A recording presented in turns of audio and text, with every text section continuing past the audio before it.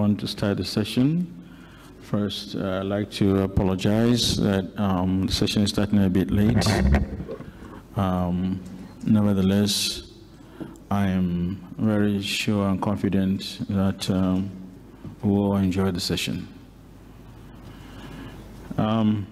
Before we advance, I'd like to introduce the co-chair on this session, in person of the Honorable Minister of Health and Social Action of Senegal, Mr.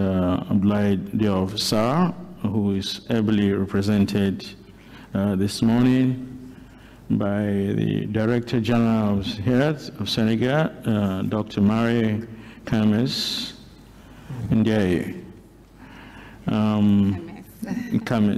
Kames. On my immediate left is Professor Fru Ngwafo. Professor Fru is from urologist, consultant urologist from Cameroon. We will start by listening to a very interesting discussion and presentation by Dr. Marcos on the subject of competency-based medical education. Dr. Marcos is from Toronto in Canada, and he will spend a few minutes sharing his thoughts on this very important subject with us. As you can see on the screen, he's director, program director of the Division of Orthopedics Surgery in the University of Toronto. Thereafter, we shall swing into our discussion, the main thrust of this segment, which is the universal access to surgical services. Let us put our hands together as we invite Dr. Marcos to please come to the podium to do his lecture. It's already there.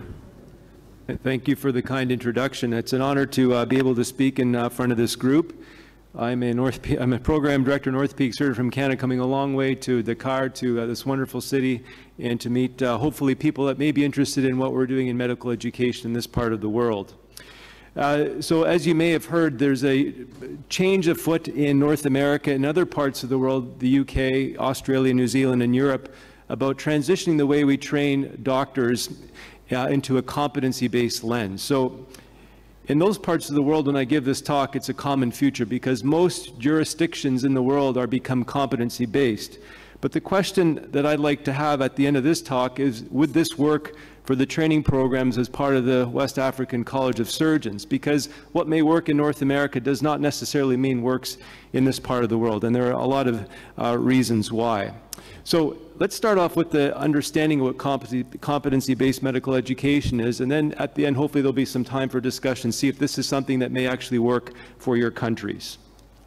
So the objectives of this talk are two parts. The first is understand the rationale for competency-based medical education, and then give an overview of a pilot project that we've been doing in Toronto for almost 10 years. We were the first project in the world to ever become competency-based completely in surgical training. So it's relevant to what you're doing in your countries and jurisdiction.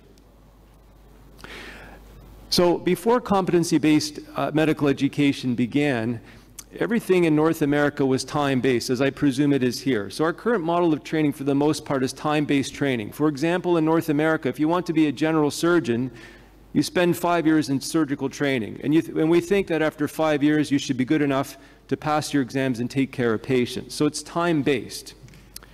The problem with the time-based model, for the most part, there are very few formal assessments of skill and knowledge. We watch our residents work, we think they're okay, they pass the exam for the college, and off they go.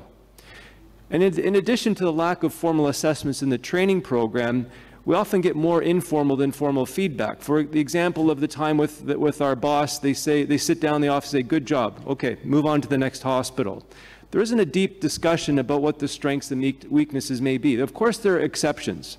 But for the most part, it's more informal than formal, okay? So that's our current model of training.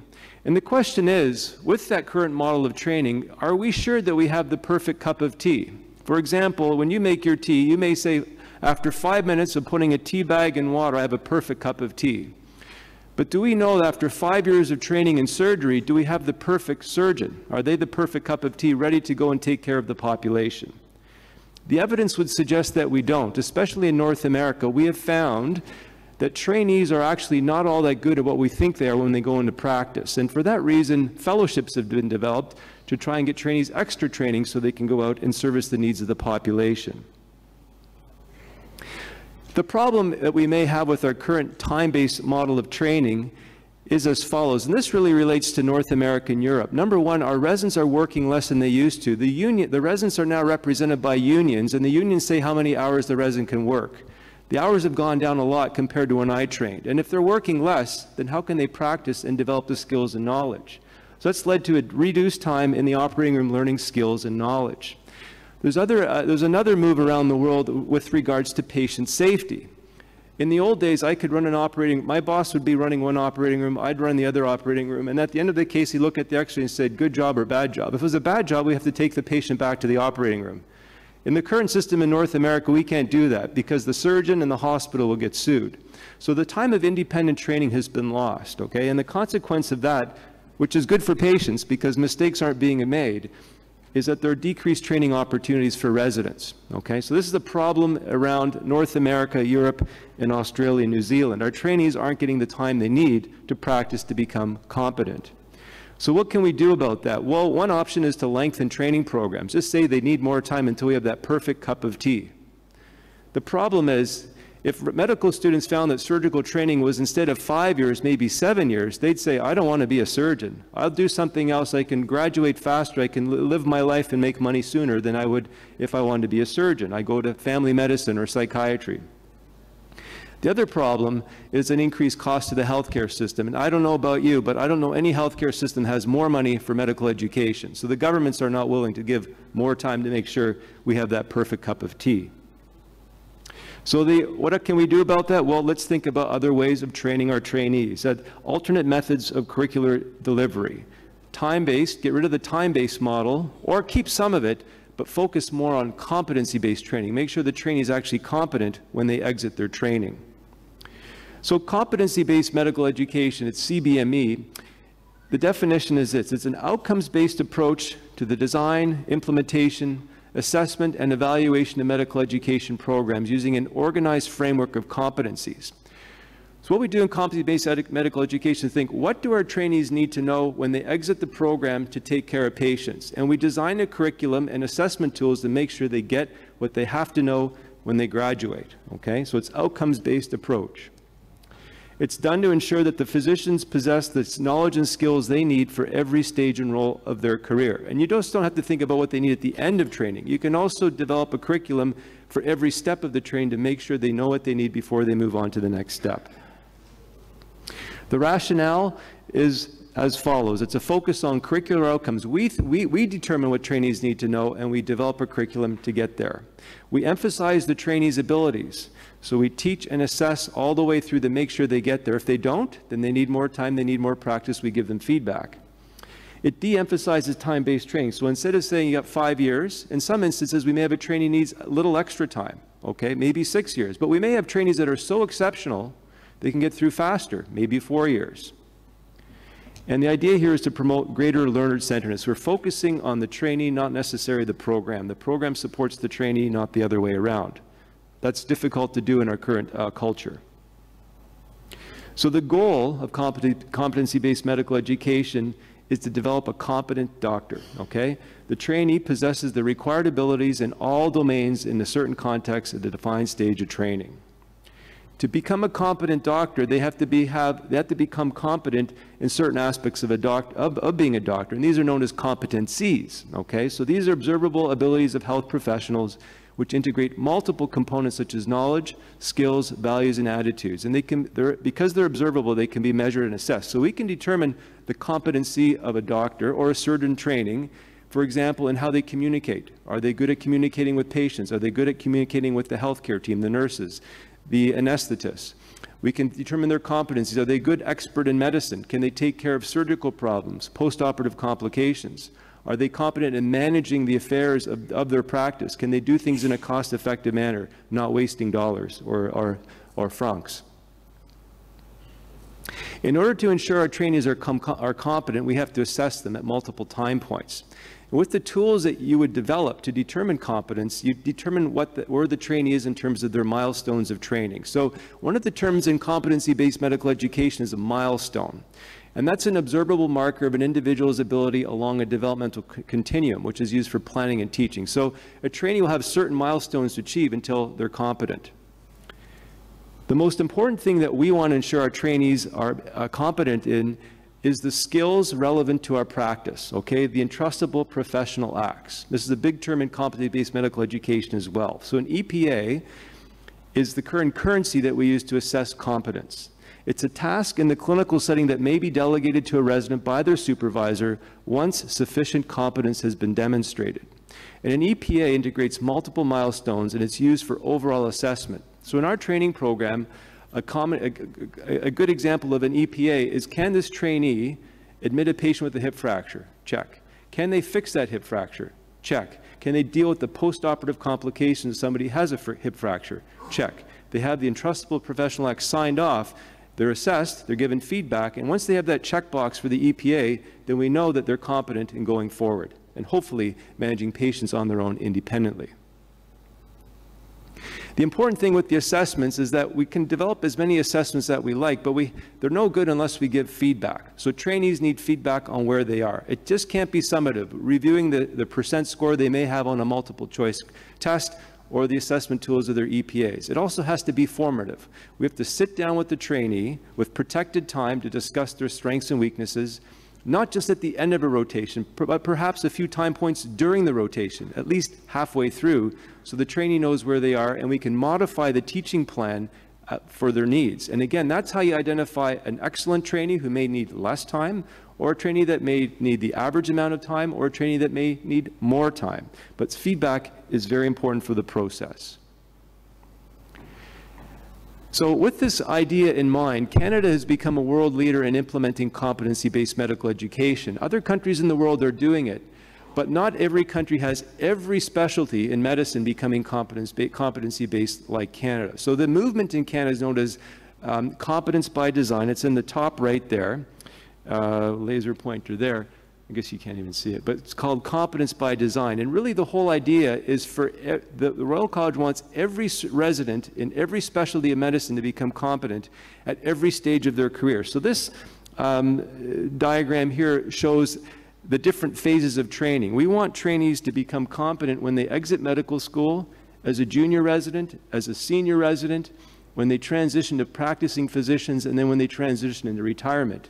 It's a very ambitious project, and right now we're just focusing on the resident stage of competence, okay?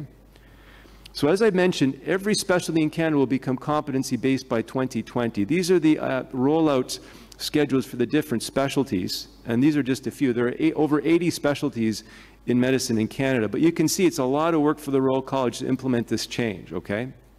Orthopedic surgery that I'm part of was supposed to start in 2018, but it's actually going to start in 2020. What the Royal College found with this big design, it actually took more years to plan and develop than they thought. So everything's actually been shifted by 2 years. It's a big undertaking.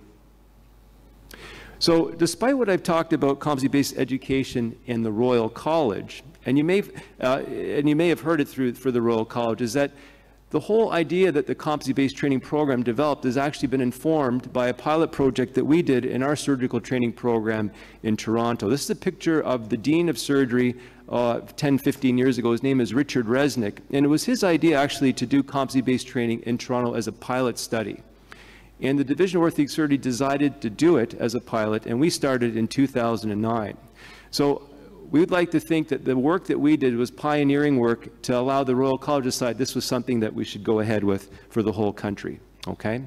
Other pilots have developed in other parts of the world. The Netherlands has done a bit, the UK, but we're the first to do it completely in orthopedic surgery.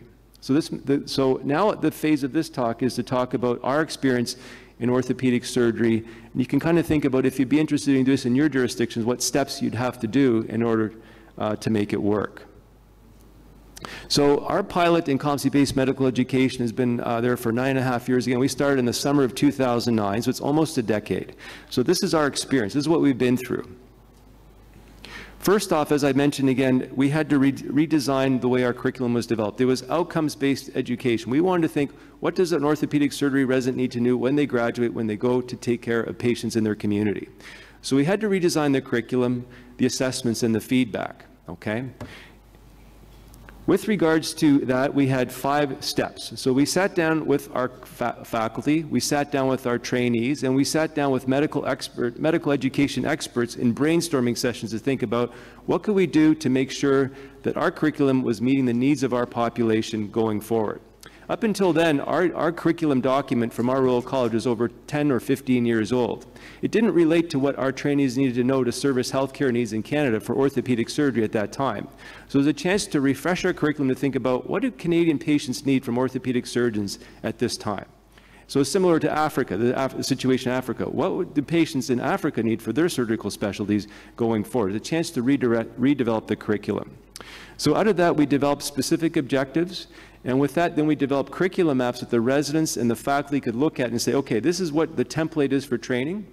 Here are the forms that you need for teaching. Here are the forms for assessment. Okay, so we developed curriculum maps which outline the whole teaching plan. And out of that, we had to develop specific evaluation tools to determine competence. And then after that, we had to plan the implementation. The important thing to recognize is that our pilot project, at that time, we had 15 residents in each year of training. At that time, we took 3 residents to the pilot, and we have 12 residents in the regular stream, which is time-based. So it was actually challenging with administration to make our residents in the pilot stream go with the regular stream residents. But we made it work. Here's an example of the overall curriculum map, and this is something that you'd see in competency-based education. You don't have to read the fine details, but basically it breaks down the different phases of training of our residents. So phase 1 is a junior, phase 2 is an intermediate, phase 3 is a senior residents, and we outline all the different rotations they'd be on, and we teach and assess all the CAMEDS roles, or the core competencies of what it makes a complete doctor. And the different colors here: professionalism, collaborator, scholar, communicator, health expert, and or health advocate, and manager of the healthcare resources. The white represents the medical expert role, what they need to do to become a competent surgeon, but you can see we got an even distribution of teaching and assessment for all those core competencies or CAMEDS roles at every stage of training, across the phases and throughout all the 5 years of training. Out of the overall curriculum map, then each rotation or module would have its own curriculum map. And this outlines specifically what trainees would need to know. This is the example for the oncology module rotation. It has overall objectives, finer objectives. We have the source documents that the trainee would have to review. We have the specific competencies. We have the learning and teaching strategies. And then we have the evaluation method or tools that would be used to determine competence. These maps are multiple pages. I just have short pages here for brevity's sake. So with the curriculum then, with the teaching and assessment plan set in, then we come up with the evaluations. And the evaluation plan for our training program is expansive. We use oral and written exams. We assess how a trainee does a history and physical on a new patient in the clinic. We have those EPAs, those entrustable professional acts, particularly related to surgical procedures. And then we also do these intrinsic CAMEDS assessments, or the core competencies assessments, to make sure they're a well-rounded physician. Okay, here's an example of one of the forms we use for managing ankle fractures, EPA. It's multiple pages. I only have one slide here to be short. But essentially, for our assessors, we have a scoring rubric of the levels of competence. Okay, do they fail to meet? Do they meet? Or are they exceptional? For the most part, we want our trainees to become competent. They met the competencies of dealing with a patient with an ankle fracture.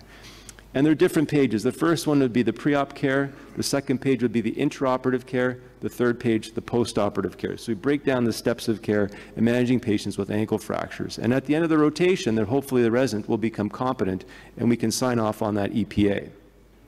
We also use a lot of simulation in our environment, and this is a global rating scale that we use for the simulation lab. For our junior residents, we spend time in the simulation lab working on cadavers and artificial bone models before they actually work on patients, because it saves time in the operating room if a trainee can make a suture on a simulated model than compared to a patient, or do an osteotomy or fix a fracture on an artificial bone model before they go to the operating room. They have to become competent in this before they deal with patients in the operating room. And here's an example of those intrinsic ChemEds roles or core competencies, collaborator and scholar, okay? So we want our trainees to become competent in all those aspects of becoming a good surgeon. So the important thing, as I mentioned, is that you can develop the curriculum and the assessment tools, but if you don't tell the trainee how they're doing, it's not going to work. So our feedback is intensive, and really the idea here is to review performance in their assessments. It's done halfway through the rotation to make sure the trainee's on track, and at the end to finally sign things off. And it's summative and formative. Summative, we review the assessment scores, but then formative to give feedback on their strengths and weaknesses, help develop a learning plan for that trainee. It's different for everybody, so they exactly know where they're at and what they can do to get better. So despite that big change, it wasn't easy for us to have that on top of a regular stream training model, which was time-based. So we had to develop a specific infrastructure to make it work. At first, we started off with a paper format, okay? We had a very old online resource server, but then we had to have paper form assessments, and that ended up failing because if you can think about your faculty, how many people would forget their assessment forms in their office on paper, not send it to the administrative office? It was a real nightmare. So as time went on, we developed a very good online server that had all the resources: the curriculum maps, the education tools, the assessment tools, and the case logs. And that's a server that works very well now. Our residents can access it 24 hours a day. Our faculty can get it. It's all in one spot, and they get everything they need. It's important to have, but the question is, in some countries, is it doable? In Canada, it's taken a long time to get there, and we're a well-developed country in that circumstance, but it's still been quite difficult, but important. So the progress in our training program has been effective. If you break it down to 3 categories of residents, faculty, and program, it's been good, okay? So the residents really love this program because, number one, they have much more feedback they did in the regular stream. This table indicates the amount of assessments that our trainees in the regular stream compared to the CBC stream had. And our CBC residents, competency-based curriculum residents, have 3 to 5 more assessment points in their training program each year compared to the old way. So they have much more feedback, and we knew exactly where they were. This was a benefit for the training program because we could catch trainees in trouble early, and then we could help remediate them much sooner than we did in the old days, okay? If you catch them early, you can sometimes turn people around and they can get there. The benefit for some trainees in our model was that if they were doing really well, they could graduate through the training program much sooner than 5 years. And some trainees actually got through in 4 years of training. Other trainees, for example, needed more time, more help, and in those instances, they got remediation time, and they graduated either in 5 or 6 years, okay? So it's much more feedback, better for the training program because we knew where our trainees were, better for the trainees because they got the feedback. The faculty liked it well because now they have a better chance to give input on how trainees were doing as opposed to one form at the end of a rotation. But despite the benefit, there were many challenges, and these continue to this day. Number one, it's very resource intensive. We had important funding come from our Ministry of Health for this pilot. It cost a lot to set up. And now as competency-based medical education is going across the country, many hospitals and universities are saying, we need more help, and where's that funding going to come from? And that's something that you want to decide for yourselves through the West African College of Surgeons. Scheduling issues can be a problem, especially if you decide to have your trainees on a time-based rotation. So what I mean by this is that when we first did competency-based training in Canada, in Toronto, our residents were on rotations for however long it took for them to become competent, okay? So some trainees would need 3 months to become competent, for example, in foot and ankle. Other people needed 4 months. And that was the whole idea of our pilot program. But when we tried to schedule that, it was extremely difficult because you never knew when somebody's going to graduate.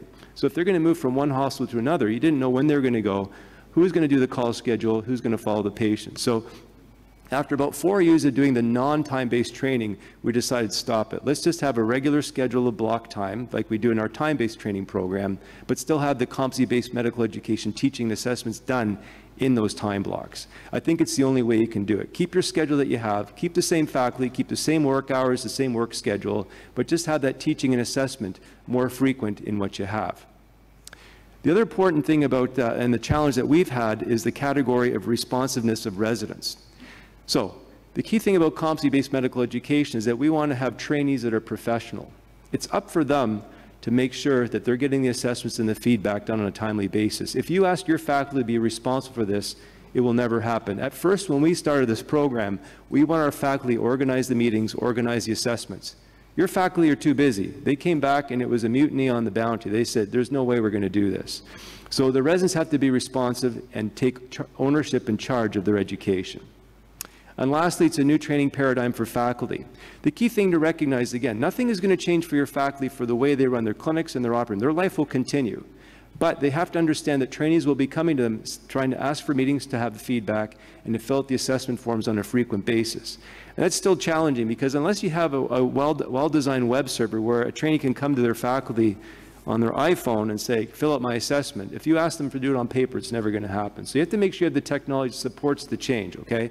And now we have a great server where the resident can say, boss, can you assess me on how I fix this hip fracture? And they'll fill out the EPA and there it is. But if you don't have this sort of technology, it's very difficult to consider. You can do it, but it's challenging.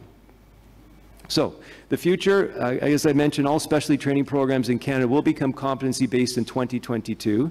Other specialties in other countries are doing the same. It's happening in the UK, Australia, New Zealand, Europe, particularly in the Netherlands. The USA is looking at this in certain jurisdictions, okay? So it's happening and more results will follow.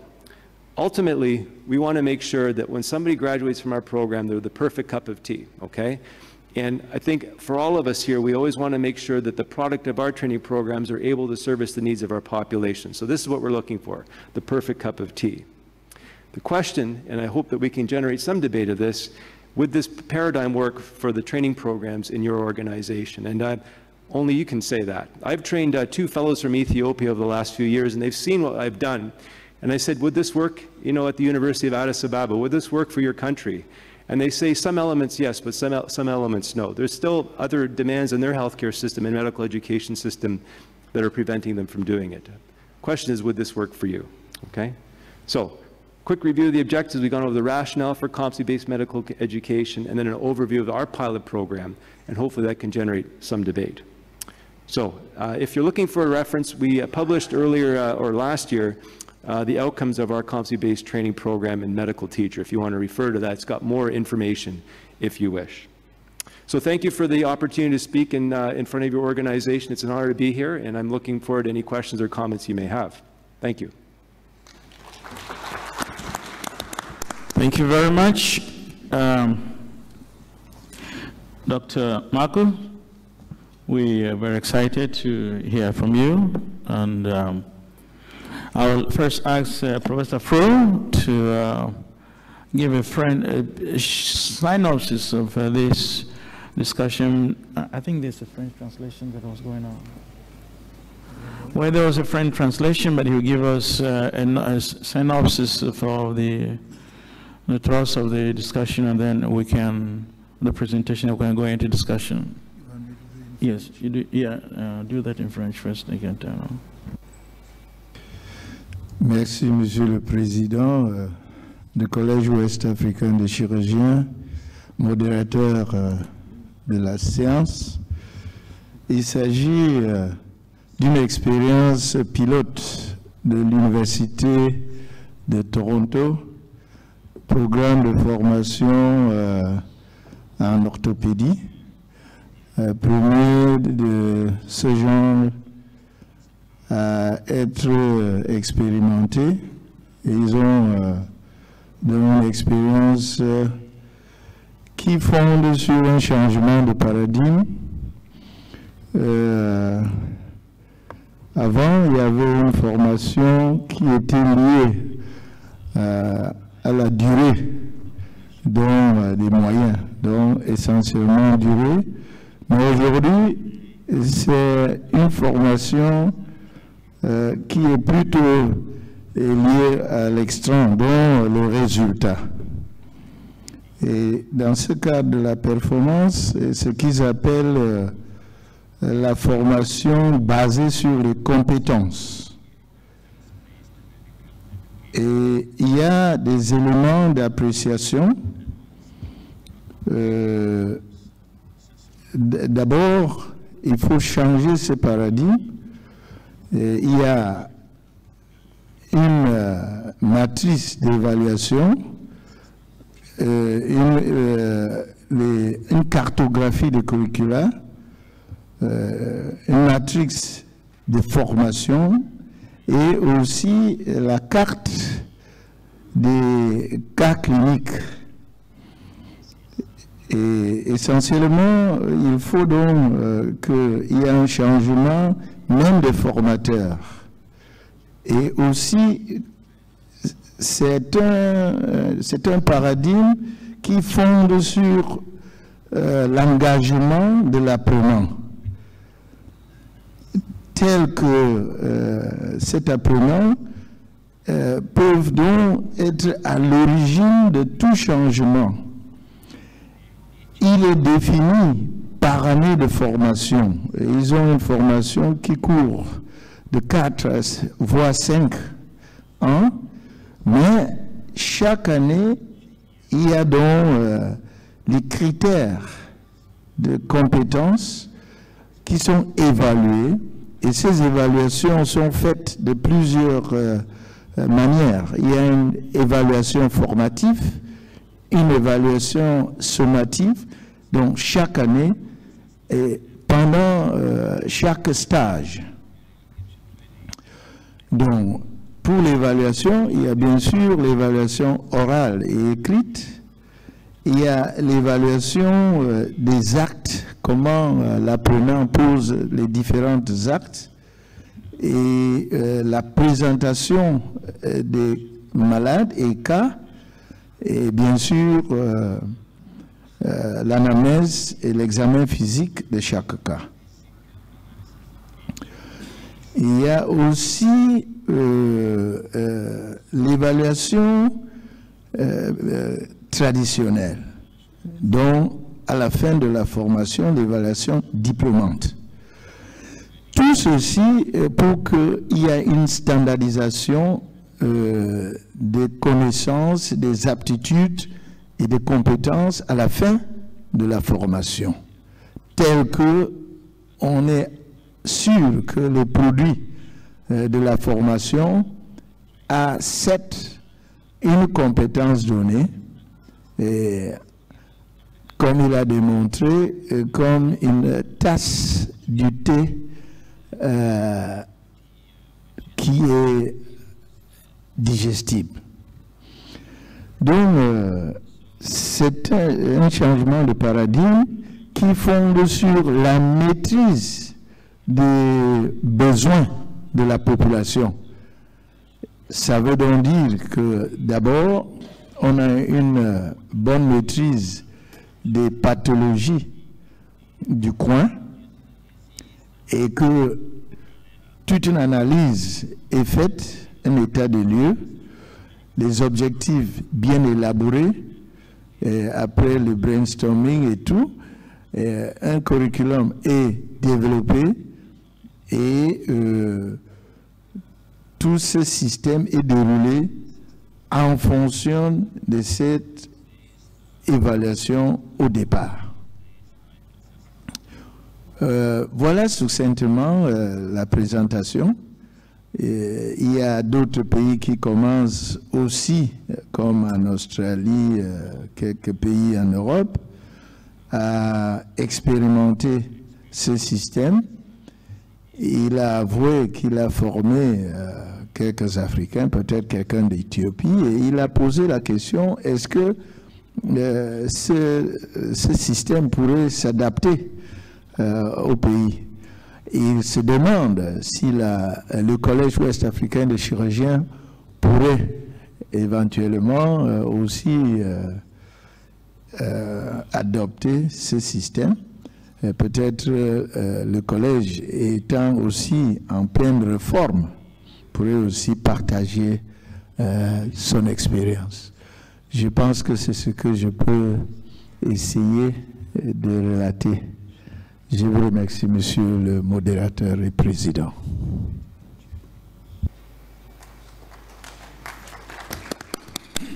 I'd like to first, we will take a few comments before I give you answer from my own side as president of the West African College of Surgeons, what we have been doing, what our training program is like, the evolution of the training program of the West African College of Surgeons in all the 7 faculties.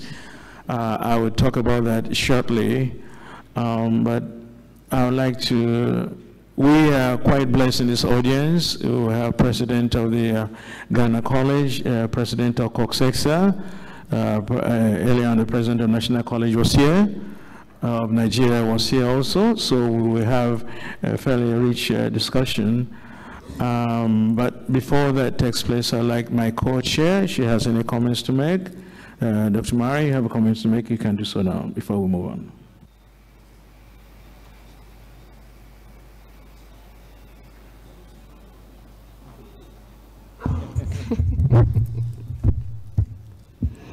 Merci beaucoup, monsieur le modérateur, mon cher professeur c'est King David Terlin, c'est bien ça? Ok.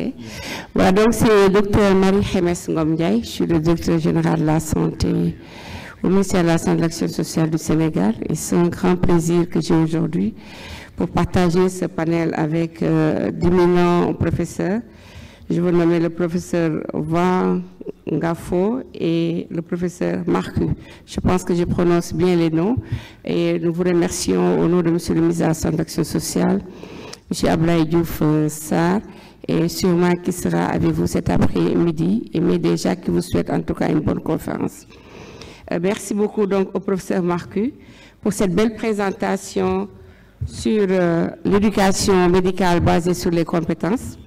Et je ne reviendrai pas sur tout ce qu'a dit en termes de résumé le professeur Van Ngafo, mais juste dire qu'en tout cas, les produits qui sortiront de cette éducation sûrement vont constituer les piliers pour aller vers une couverture maladie universelle. C'est extrêmement important parce que vous êtes parti d'un constat tel que l'éducation, en tout cas de façon académique, qui était basée de façon linéaire. Vous savez qu'aujourd'hui, en tout cas dans notre pays, le Sénégal, pour former un chirurgien, il faut déjà être médecin, donc bac plus 8, et maintenant faire 4 à 5 ans d'études spécialisées en chirurgie. Je ne pense pas que nos pays, en tout cas, qui sont à ressources limitées, même si elles tendent vers l'émergence, puissent atteindre cette longue période pour en tout cas renforcer l'offre des services, particulièrement l'offre de chirurgie qui nous réunit ici. Mais il faut dire qu'il faut un grand soubassement, vous l'avez dit. Il va falloir qu'il y ait la compétence à chaque niveau, en tout cas académique, et ceci est suspendu par en tout cas un large programme déjà d'éducation, de renforcement de compétences, mais également de suivi rapproché et de monitoring. Et il faudrait quand même puisse définir les différentes tâches en fonction des différents profils qu'on aura. Et pour cela, il faut des supports importants qu'on appelle des normes, des protocoles, tout ceci en fonction des référentiels. Et si on parle aujourd'hui de l'Afrique, peut-être que, en tout cas, au sortir de cette grande conférence de 3 à 4 jours, le Collège ouest africain avec l'OAS, encadré par l'OAS, pourra nous aider en tout cas à avoir ces produits. C'est extrêmement important parce qu'au niveau de notre pays, nous l'avons essayé il y a plus de 20 ans avec ce qu'on appelle les compétences sous soins obstétricaux d'urgence qui sont en train d'évoluer en SONU, les soins obstétricaux et néonataux d'urgence. Mais il faut dire qu'on est toujours confronté à des problèmes de ressources humaines de qualité.